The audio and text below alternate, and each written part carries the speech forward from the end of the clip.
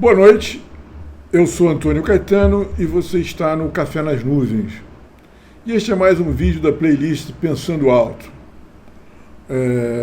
Eu andei meio sumido esses dias, uma série de motivos, entre eles eu fiquei assistindo, maratonando, como se diz, um vídeo, um documentário, uma série documental do Adam Curtis, que é um cara que eu já vi muita coisa dele. E eu acho que eu até já tinha visto esse vídeo, essa série, eu até acho que eu a revi. Ou pelo menos eu comecei a ver, porque o começo não me era estranho. Chama-se Can't Get Out You Off of My Head. Não consigo tirar você da minha cabeça. É genial, é muito bom, né? Ele mostra uma coisa que para mim é fundamental perceber, né? Quer dizer assim, perceber a conexão com tudo que a gente vinha falando até aqui na série nossa, da playlist Meditando com Descartes, né? Que é a necessidade da gente ter uma metafísica, uma abordagem, uma filosofia de mundo e de si próprio, né? Que não nos desmereça, obviamente, não é? Quer dizer assim. Então ele mostra como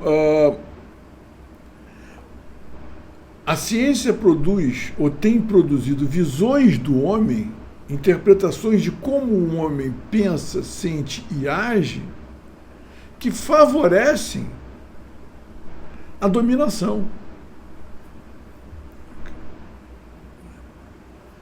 E aí a gente chega a esse impasse, né? A gente chega a um impasse, onde a gente percebe nitidamente que, por exemplo, o próprio Kurtz, ele não tem exatamente uma resposta. E talvez ele não tenha a percepção de que a gente está preso numa armadilha, porque os discursos que supostamente, quer dizer, a ciência, a filosofia, enfim, os discursos que supostamente se oporiam a esse sistema de coisas que está ali fora, acabam por reafirmá-lo, porque são filosofias, metafísicas, psicologias que partem do suposto de que o homem não é livre, de que o homem é incapaz de interpretar a realidade tal qual ela é. Então, evidentemente, uma filosofia assim, uma metafísica assim, uma psicologia assim, ela projeta um mundo hierarquizado, tal qual é esse mundo, com as consequências todas nefastas que a gente conhece. Por quê? Por que é assim? Porque toda filosofia idealista, toda filosofia que diz: venha, coloque os óculos da minha filosofia para que você possa perceber a realidade tal qual ela é, porque você por si mesmo é incapaz de percebê-la. E se mesmo com esses óculos você não conseguir perceber, não concordar que a realidade é assim, é porque o problema está em você, porque esses óculos são perfeitos. Evidentemente, isso é auto-evidente, pelo que eu acabei de dizer, que isso projeta um mundo hierarquizado, onde você tem aqueles que têm capacidade de produzir um conhecimento que nos leva ao conhecimento da verdade, uma ciência da verdade, das coisas tais quais elas são de fato e não como elas nos aparecem, a nós todos, e aqueles que não são capazes. E, evidentemente, esses que não são capazes são a maioria, a grande maioria. Por quê? Porque essa grande maioria se orienta pelo senso comum, onde as coisas são o que são. Não é? Então, quando um espinosista diz para você que o homem não é livre, mas ele não percebe isso porque ele está envolvido num feixe de causas tão complexas que ultrapassam o entendimento dele, a primeira pergunta que tem que ser feita, mas então como é que você percebe, espinosista? Você não é um ser humano? Como é que foi? Então, você é um ser humano especial.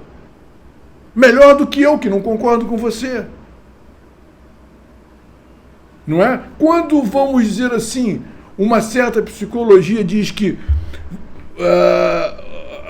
os seus instintos, as suas emoções ultrapassam a sua racionalidade a um ponto que você é incapaz de controlar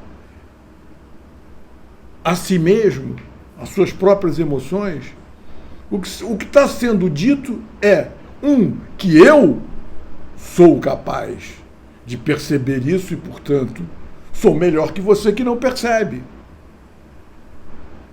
Então, como é que a gente vai construir uma sociedade, um mundo, uma comunidade, seja o que for, um pensamento libertário, igualitário, fraterno, que suponha a igualdade entre os homens, se a gente parte de um princípio onde os homens são desiguais? E desiguais a um ponto em que só alguns são capazes de entender e compreender a realidade tal qual ela é. E esse é o nosso problema, porque por um lado você tem os vilões que nos exploram, que nos aprisionam, que nos escravizam, etc., etc., que estão destruindo o mundo, e do lado de cá você tem os mocinhos que estão nos defendendo, que também partem do mesmo suposto dos vilões, que é nós, pessoas comuns, a maioria dos seres humanos, não somos capazes de sequer reger, administrar nossas emoções, sequer somos capazes de entender o mundo tal qual ele é. E isso pode ser dito de Spinoza, isso pode ser dito de Marx, isso até certo ponto pode ser dito de Freud, a quem eu admiro. E não tenho assim nenhuma... É claro, as consequências... Quer dizer, algumas coisas em Marx eu acho interessantes. Agora, esse aspecto, quer dizer, o absoluto materialismo, a negação da própria humanidade do indivíduo, a própria negação do indivíduo que está ali no original marxista, está em Marx, está em Engels, está ali nos principais produtores. Depois isso pode ter sido amenizado, corrigido, eu não sei, porque eu não sou marxista. Tá? Mas o que eu li de Marx, e havia inclusive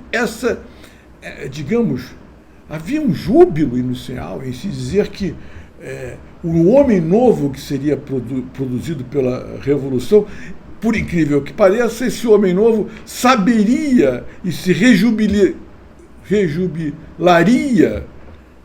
com o fato de não ser nada, de saber que não é nada, que é apenas um pedaço de carne, mais ou menos autoconsciente.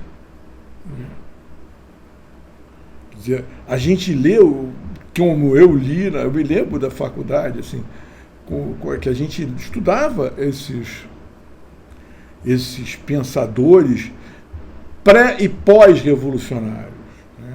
Onde a ideia de homem como um indivíduo, como alguém que tem uma consciência própria, ideias mais ou menos próprias, claro, evidentemente que você tem uma herança cultural, isso ninguém nunca negou.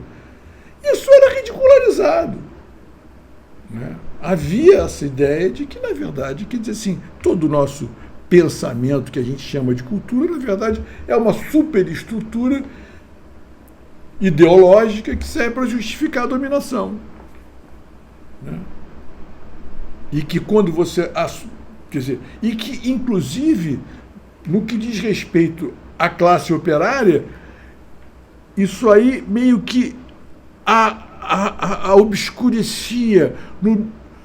obscurecia a visão dessa classe operária que seria revolucionária para a sua própria condição.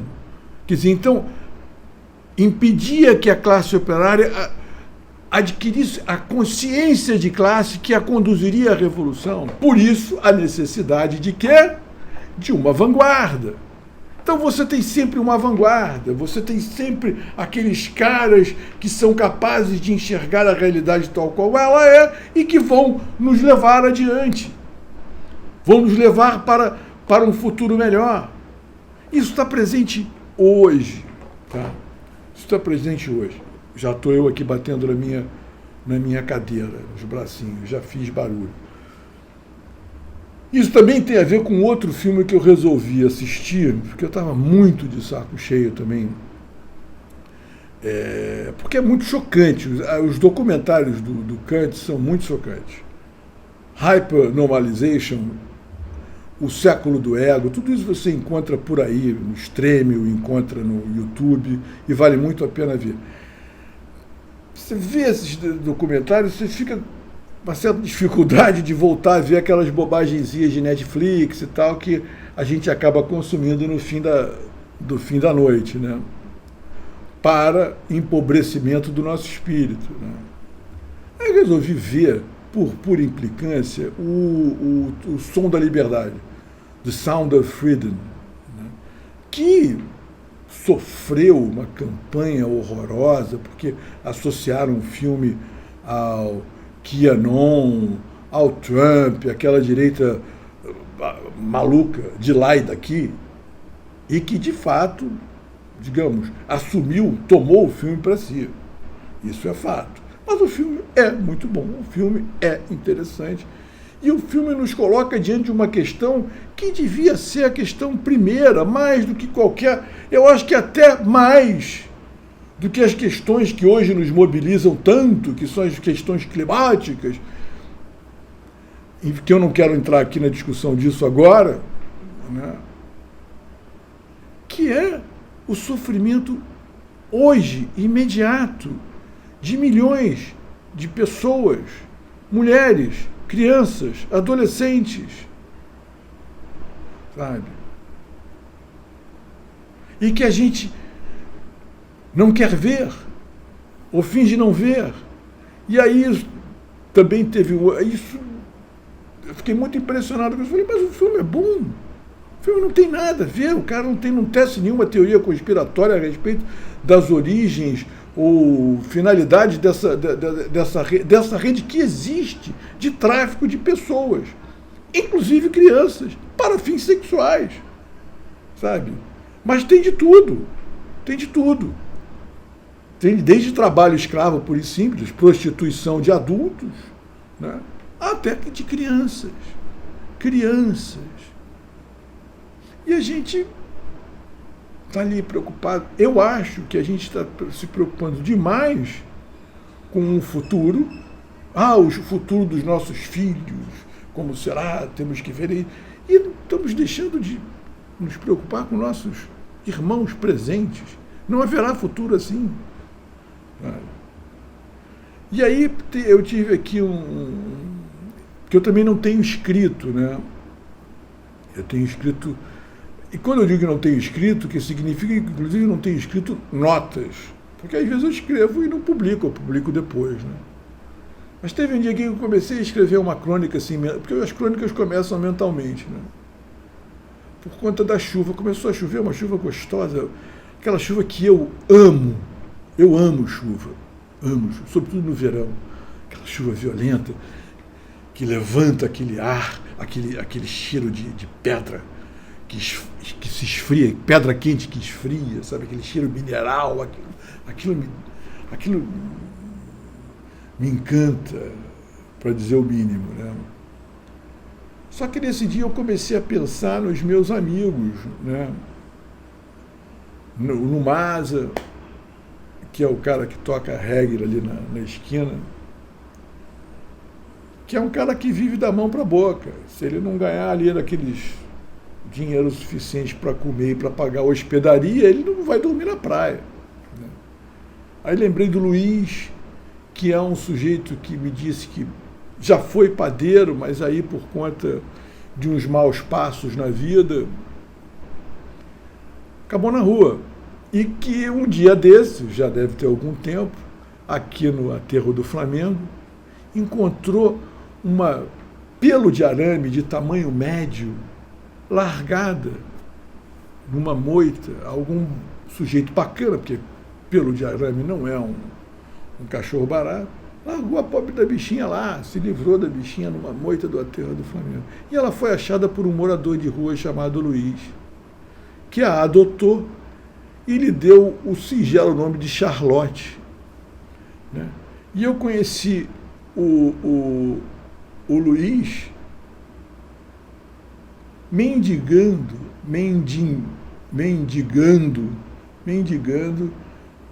ração para Charlotte na porta do Dogão, que é um pet shop desses da vida.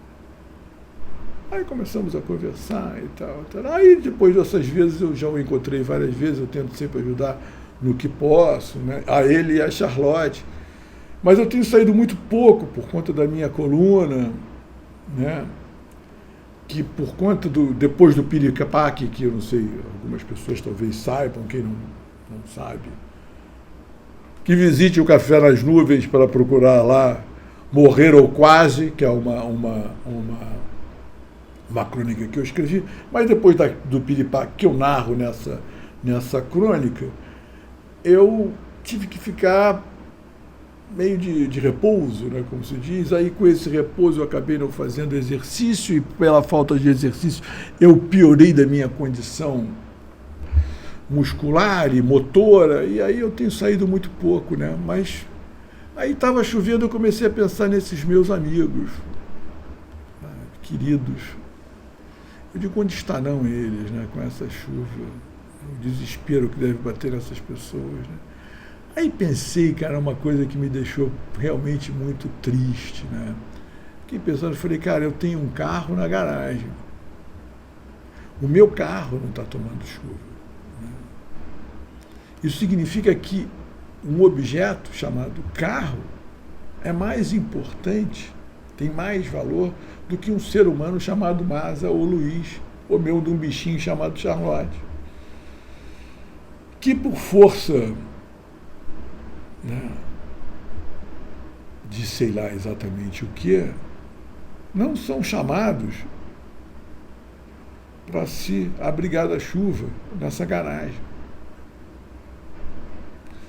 E mesmo que eu os chamasse, eu acho que os condôminos com quem eu divido este espaço não aceitariam. Não aceitariam. Leva para sua casa. Acho que isso aí leva para sua casa. Mas eu não trago. Isso me doeu assim, me doeu em mim, mas não estou julgando ninguém, não, estou julgando a mim mesmo. Estou julgando a mim mesmo. E eu digo, malandro, a gente andou, a gente fala em filosofias e tecnologia, mas isso é igualzinho o que era lá no tempo dos faraós, lá no tempo dos reis, dos aristocratas, dos escravos depois aqui os semi-escravizados da Revolução Industrial, dos escravos das lavouras coloniais. Não mudou. Entendeu? E isso não tem a ver com o sistema ser feudal, capitalista, isso tem a ver com a gente. É uma coisa, nossa, é uma coisa que tem mais a ver com a mensagem cristã do que propriamente qualquer outra coisa. E aí é que a gente mede o quanto nós avançamos, ou o quanto não avançamos, na verdade, né? Em termos de solidariedade, de fraternidade. Né? E aí eu sempre enfatizo que me refiro talvez mais a mim do que como a sociedade como um todo, né? Porque sempre as atitudes, por mais loucas que sejam, por mais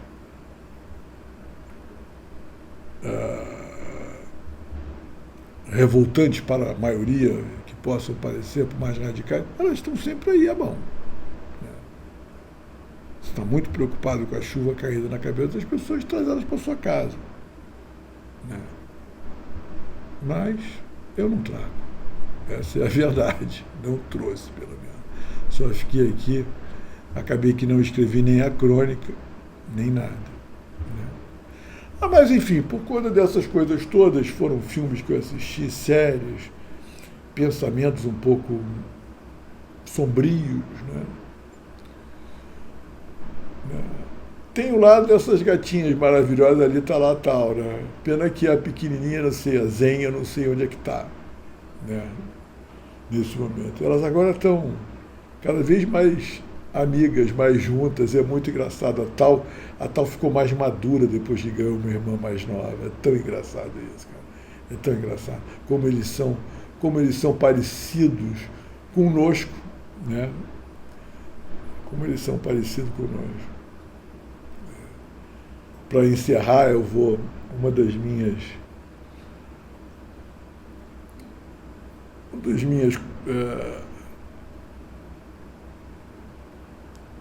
argumentos que eu estou aqui construindo para acrescentar ao meu repertório, né? Porque depois de uma certa idade você não tem assunto, você tem repertório, né?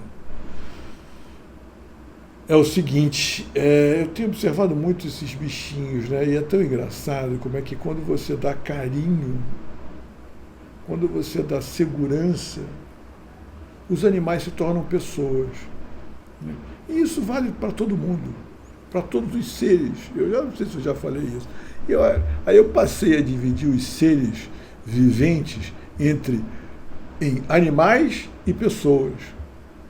Aqueles a quem não é dado segurança, aqueles a quem não é dado carinho, afeto, diálogo, etc., atenção, viram animais, são animais que têm que se virar. E aqueles a quem você dá essa oportunidade, a eles e a si próprio, né, porque é o diálogo, né, se tornam pessoas. Então, a Zen são pessoas. Sabe? Pessoas ganharam esse status. Né? E a algumas pessoas a gente não dá esse status. Né? Nós deixamos que elas fiquem por sua própria conta como animais. É uma dura realidade. E eu acho que isso devia ser uma iniciativa nossa, própria. Em vez de o Estado, esquece o Estado nunca vai. Aí assistam o Adam Curtis, o Estado nunca vai dar nada para nós. Está aí para nos manter ali, ó, na linha, sabe? Para nos cobrar impostos, sabe? Para nos manter na linha. A gente é que tem que tomar iniciativa. Sabe? Ouvi dizer que tem aqui no bairro um negócio chamado Hotel Acolhedor, que é um lugar onde as pessoas de rua podem ir se recolher, desde que se submetam lá algumas regras ou outras, que haja regras, eu não acho isso inadmissível, não. Mas muitos não vão porque tem regra, porque os caras querem viver sem regra. O que não é possível, né? Inteiramente, pelo menos. Ou o preço é muito alto. Né? E eu fiquei pensando, por que não criar a rua acolhedora, né? Onde, sei lá, uma vez por mês, no fim de semana, né, a gente acolhesse essas pessoas, desse banho, desse roupa, fizesse um churrasco, ficasse batendo papo, depois ia todo mundo embora, vai pra rua, entendeu? Porque a gente também não tem tempo, né? E de mês em mês os caras fossem rodando de rua em rua. Enfim, foi um desses delírios que me ocorreram. E já falei aqui 25 minutos, está muito bom, né? Fizemos aqui um pensando alto, né? Que é essa coisa que vai para um lado, vai para o outro, vai para um lado, vai para o outro, e até que acaba. Né? E como dizia meu pai, com isso já não vos enfado mais. Né? Boa noite e até a próxima.